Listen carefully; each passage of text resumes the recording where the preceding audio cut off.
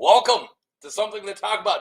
My name is Taco, and welcome to my new house I bought. You guys like the new background? It's actual rock. It's a rock wall. Why do all my intricate background stuff when I have a rock wall? All right, that's all you guys got. It's the first time filming down here, and yeah, what are we filming? Well, Ronnel Arryn again. So this is part of my remake series where I'm going over the first number of the Song of Ice and Fire characters I covered kind of before I knew what I was doing, and now I know what I'm doing for kind of sure, right? Are you gonna give that to me? So now just a little more, got my game down, so I'm going back and covering them again.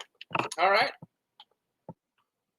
So if you do not know what's going on here, pause this, read this. This is what's going on. But yeah, spoilers, not for any of the shows or really the books. This is all a kind of a lore character, right? So he's from the World of Ice and Fire and the Fire and Blood books. So yeah, so spoilers for that, I guess. Ronnel Arryn's fantastic. So let's get into Ronnel. I came out wrong. All right. Boy King Ronnel Arryn. So he was the king of the Mountain and the Vale, reigning until Aegon's Conquest, which, of course, we're going to get to. Since Ronnel was a boy king, rule of the Vale of Arryn fell to his mother, Queen Regent Sharra Arryn, regarded as one of the most beautiful women in Westeros, and she was called the Flower of the Mountain. That's a great nickname. I wish I had a lovely nickname like the Flower of the Mountain. Do I look like a flower, do you guys? All right. Answer in the comments. All right. King of the Mountain and Vale was a title held by the monarchs of the Vale of Arryn from House Arryn until Aegon's Conquest. The title referred to the Vale proper and the surrounding mountains of the moon. You guys know all that. But yeah, that was like, like the kings of winter in the north, right? Or the king of the rock. And so, yeah. All right, you guys know that. Let's talk about House Arryn, the small, obscure house from the Vale. House Arryn of the Eyrie is one of the great houses of Westeros. It is a principal noble house in the Vale of Arryn. Their main seat is the Eyrie, which is considered impregnable. I added a T that time.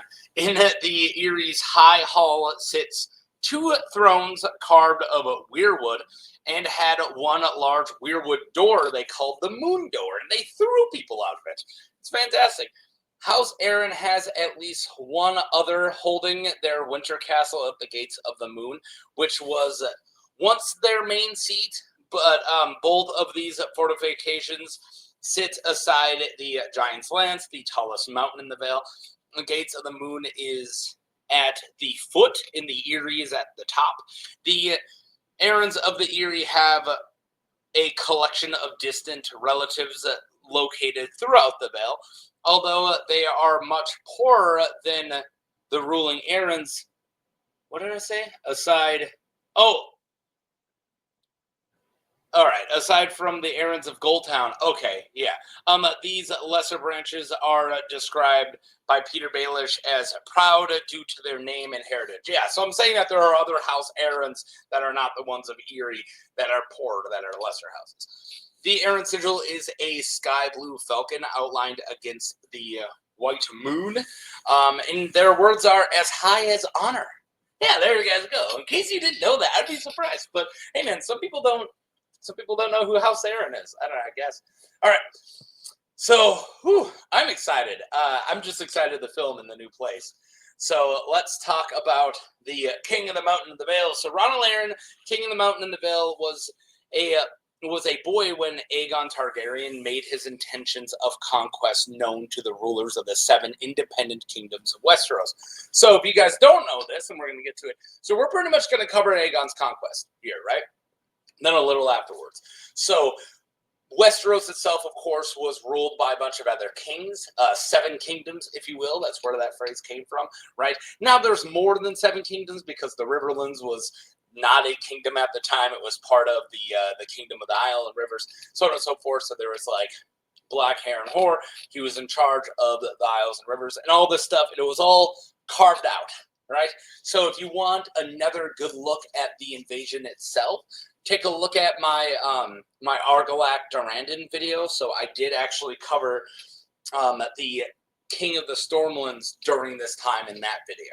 And then my Dira Martell kind of covers what's happened with Dorne during that time. And I think that's it for just actual people in charge of the kingdoms. Dura wasn't, but you know what I'm saying, during the Aegon's Conquest. So yeah, so go check those out if you want a little bit more Aegon's Conquest. All right, let's go. Aegon's War began in 2 BC when Aegon Targaryen and his 2 sister wives, Rhaenys and Visenya, landed with fewer than 1,600 men. So yeah, the number kind of goes all over the place, but 1,600 is kind of the one that most people agree on. At the mouth of the Blackwater Rush, next to 3 hills. Upon the highest hill, Aegon started the construction of the Aegon Fort, a wooden moat and bailey fort that as his first claim to the mainland of Westeros. So yeah, he didn't build the Red Keep day one, right? He built this tiny little wooden fort and called it the Aegon Fort. Yeah, so Aegon had a coronation at the Aegon Fort, and they were supported by House Celtigar, Massey, and Valerian. Aegon called his banners and took counsel with them and his sisters, after which he sent ravens to the rulers of the 7 kingdoms. He informed them that there will only be one king in Westeros. He's like the Highlander. He sent them a letter that was the Highlander, and it said there can only be one, right? He just sent them all VHS copies of the Highlander. That's what I'm getting at. Please, did that joke land at all? Yeah. So they all had to bend the knee, and they could keep their lands and titles as long as they bend the knee. Well, those who did not, he would destroy. So Sharra Arryn, that's what this picture is, Ronald's mommy and regent, offered to ally with Aegon against Harrenhal, right? She's like, well, why don't we ally, right? I'm not going to bend the knee. I'm going to ally with you in returns for lands east of the Green Fort. But she refused. Yeah, so she first tried to get out of it like, I'm not going to let you conquer me, but I'll let you take, no one likes, what's going on in Harrenhal. No one likes King Harrenhal. So she's like, hey, why don't we just team up? And yeah, he's like, that's not going to work out. So the battle in the waters off Gulltown. So Aegon marched northwest to the God's Eye of Harrenhal, take care of Harrenhal, and then, well, the greater part of his host crossed the Blackwater Rush and headed south to Storm's End under the command of Orys Baratheon. With Queen Rhaenys Targaryen accompanying him astride Meraxes, her dragon. Aegon also sent his fleet, commanded by Daemon Valerian, to take Gulltown with Visenya and her dragon Vhagar. You guys ever hear of Vhagar? A hastily assembled Arryn fleet, augmented by a dozen Braavosi warships, took sail to stop that. The Targaryen and Arryn fleets met in the waters off Gulltown. The Arryns were able to destroy the Targaryen fleet, and Daemon was killed. Wow. Visenya's dragon Vhagar burned the Arryn fleet in response. Yeah, we beat the other boats. What's that in the sky? Oh crap! Oh no. The battle was a tactical draw since both fleets were destroyed. A strategic defeat for the Targaryens since they weren't unable to take Gulltown. Though the Targaryens lost the battle, the sistermen on the 3 sisters revolted against House Arryn after the destruction of its fleet and named Marla Sunderland their queen. I just thought that was hilarious. Where the sistermen are like, wait, there's a war of conquest going on? It's like, yeah, they destroyed the Arryn fleet. And they're like, really? So the people who are in charge of us don't have a fleet anymore? Well, welcome to the kingdom of the sisterlands. Oh man, you gotta love the sistermen, right? All right, so the flower of the mountain. Though Aegon lost some battles, his enemies had no answers for his dragons. As the Riverlands, the Stormlands fell to Aegon, Sharra Arryn took refuge in the Eyrie and looked at her defenses and amassed the Vale's army at the Bloody Gate. She also sent a portrait of herself to Aegon and offered her hand in marriage. She's like, why don't you marry me? With the condition that Aegon would make her son Ronnel his heir. She's like, you don't have an heir. Why don't you make my son the heir? Aegon was already married to his sisters. Yeah, recognized. Got some incest going on here, Sharra. And Sharra was then a fading flower, 10 years his elder. Yeah, she's a little older. I mean, I bet she's still a hottie patati, but he's like, dude, I got my young hot sisters. Targaryens, dude. I don't want to marry this bag of bones, man. That's what he sent back. He sent back a VHS tape of Aqua Teen Hunger Force with Master Shake saying that. Oh my God. Are these VHS tape jokes landing? After the Field of Fire and the surrender of the Northern Army, that didn't happen in the same day. They're two different things. All right, the Field of Fire, where the Reach and the Westerlands were defeated, and then the surrender of the Northern Army. Aegon's like, well, hello, Vale. And he sent Visenya to the Eyrie atop her dragon, Vhagar, right? So there was a strong defense on the ground, but Visenya just flew over them and landed in the Erie's inner courtyard.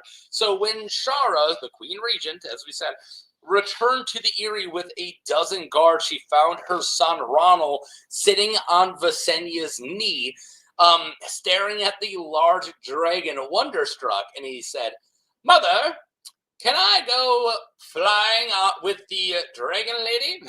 I think she just said lady.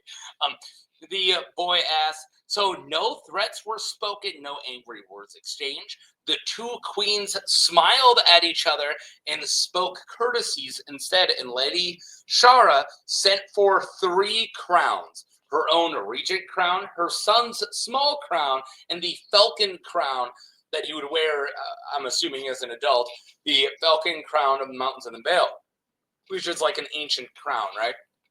After Sharra bent the knee and surrendered the crowns, Ronnel flew 3 times around the summit of the Giant's Lance, taking flight as a boy king, and landing as a little lord. Rather than kings, House Arryn henceforth ruled as lords of the Eyrie and warden of the East. Yeah, I know. I know you guys were like, when's Ronnel Arryn coming into this? Because this really kind of starts off as a Sharra Arryn video. By the way, now I don't have to do a Sharra Arryn video. There's pretty much all there. But yeah, the first half is he's a little. But yeah, so that's what happens. There's this huge army waiting in the Vale, and Visenya just flew over it and just landed. And I love this scene. I think filming this, like if we ever get an Aegon's Conquest movie or whatever, I will love this threatening, but no words are said, of Visenya just having the king of the Vale on her knee. And there's a giant freaking Vhagar right next to them. And his mom comes in like, oh no. And she's like, hey. And the boy's like, hey, can I go flying with the lady? And Sharra's like, well, there you go. We just lost. Like, that was the conquest. Like, what's she gonna do? Like, let her boy die? Like, she can't let the king get harmed just like that. But Sandy just goes, gets the most important hostage in the Vale, boop, right on the lap, and just like, Sharra, how's it going? And she's like, oh, we just lost, huh? Yeah, you just lost. I love that. Just the silent tension I bet there is of just the like 10 seconds before Sharra talked, just like, oh crap, and Visenya's like, dude, I'm Visenya Targaryen too. I'm a little crazy even for Targaryens. So you got some crowns. All right, there you guys go. Let's talk about Lord Ronnel Arryn, right? The king who flew, which we already discussed. So Ronnel ruled the Vale of Arryn during the reign of Aegon I Targaryen, a position held throughout the new king's 37-year reign. Yeah, he held it that whole time. He was nicknamed the King Who Flew for the ride he had on Vhagar as a boy. Queen Rhaenys Targaryen arranged the marriage of Ronnel to a daughter of Torrhen Stark. So yeah, he went married to Stark. You guys knew that? That's nuts. Upon the death of Aegon the Conqueror, his son Aenys Targaryen takes the Iron Throne. Yeah, so there's really nothing to report the entire when it comes to Ronnel Arryn, the entire reign of Aegon the First, right? 37-year reign, went good. Ronnel did his thing, married a Stark. And yeah, so now we're getting to Aegon the Conqueror's death, and then Aenys, the not very good king, takes the Iron Throne, right? So within the first year of his reign, uprisings led by 4 different rebels rose throughout all of the realm, right? The first of these occurred in the Riverlands, where Red Harren the Red, an outlaw who claimed to be a grandson of Harren the Black, seized Harrenhal and killed Lord Gargan Corharys, horrible guy, Gargan the Guest, I believe was his name, on the Iron Islands. A man claiming to be the priest King Lodos began to gather followers. A Vulture King began to gather an army of Dornishmen who attacked the Dornish marches. And then finally in the Vale, the one we're talking about, Ronnel's brother Jonos Arryn rose against him. Jonos had Ronnel imprisoned at the Eyrie and titled himself the new king of the mountain in the Vale. So yeah, Jonos kidnaps his brother and names himself new king. So just like that, one of the 4 rebels, right? I believe in 2 weeks, I'm redoing my not my Will of Will. I already did that one. I'm covering my Savage Sam Tarly. And yeah, so that's going to cover the the Vulture King that's going on down there. Also my Will of Will, kind of. But yeah, I'm hanging out with these remakes. I really hung out around the era of the Conquest a lot early on. Anyways, so yeah, just like that, Aenys comes up, Jonos Arryn, Ronnel's younger brother, boom, seizes him, and now he's a prisoner in his own house, right? So let's talk about the king who flew twice. Aenys knew these rebels had to be put down, but seemed unable to handle it or even comprehend why it was happening. The king wondered why they didn't just come to him with their grievances. He's like, I'm a nice dude. Why don't they just come talk to me? Aenys is a really bad king. I just want you guys to remember that. He talked about sending them letters, to all the rebels and learn why they're rebelling. Hey, why are you rebelling? He first sent his hand, Alan Stokeworth, with a fleet, or he was going to send with a fleet and army to the Vale to put down the rebel and restore Ronnel. But he changed his mind at the last minute, not wanting to leave King's Landing undefended. Instead, he sent the hand with a small amount of men to hunt Harren the Red. And then Allard Royce, Lord of Runestone, assembled 200 of men of his bannermen and led them to sweep away the rebels. So yeah, so it's actually going to be this Royce who's going to go take care of it, right? But when they demanded Jonos release their lord, Jonos sent his brother to them through the moon door. Oh, dang, making Jonos a kinslayer, and Lord Slayer, not Kingslayer, kinslayer. Such was the sad end of Ronnel Arryn, the king who flew twice. I got other slides. It doesn't end here. And do you guys want me to play this? I stopped, and then I've had some people in the comments who seem to like it. So let me know in the comments if you made it this far in this video, if you want me to play this anytime somebody dies. Poochie's dead! There you go. Anytime the character who I'm talking about dies, do you want me to play the Poochie's dead? All right.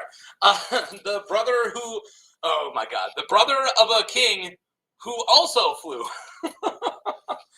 Quote, King Jonos and his men remained defiant until Prince frickin' Maegor Targaryen flew to the Eyrie upon Balerion to crush the rebels. Yeah, that's the art you're looking at. That is so cool.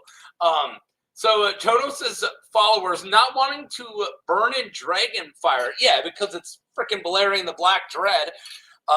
Jonas' followers, turned on their leader. Jonos shared the same fate he had shown to his brother Ronnel, and he was flung through the moon door towards Allard Royce. Man, that people just get tossed out of giant weirwood doors off the top of mountains to their deaths, just like every week in the Vale. There's probably just like a valley down at the bottom with just a bunch of skeletons. Not really. That'd be pretty funny. I like the elephant graveyard. All right. So where was I? His men hoped that by surrendering, Maegor would show them mercy and not burn them alive. That's the best joke in the entire video today. We thought Maegor the Cruel would show us mercy. Why is everyone laughing? Nope. Bro, he kills people for no reason. What are you talking about? They don't call him Maegor the Merciless. Or, no, they do call him that. The Merciful. They don't call him that. Some people call him Maegor the Wise, but they're weird. Click like if you're one of those people. After Maegor took control of the Eyrie, he showed them mercy. The prince's mercy, however, was having them all hanged instead of being burned alive. Hey, it's your lucky day. Bring the news.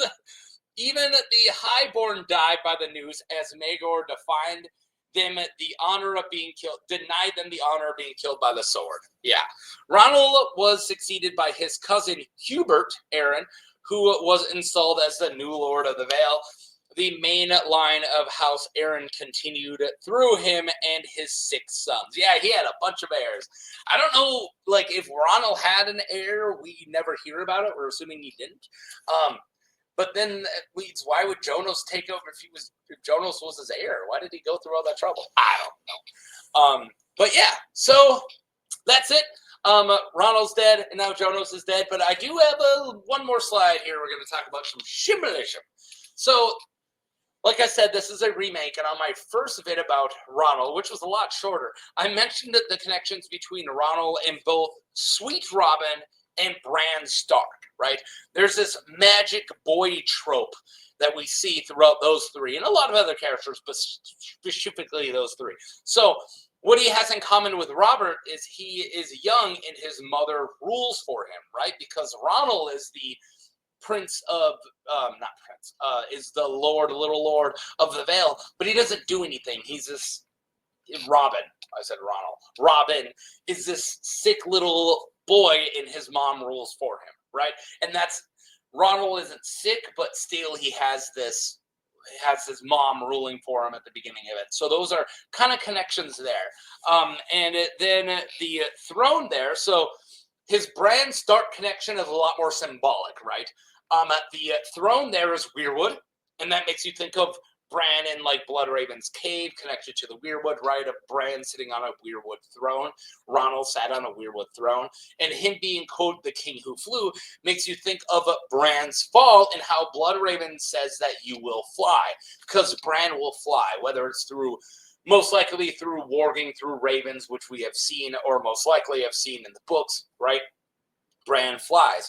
So there's also the Weirwood door as the moon door, right?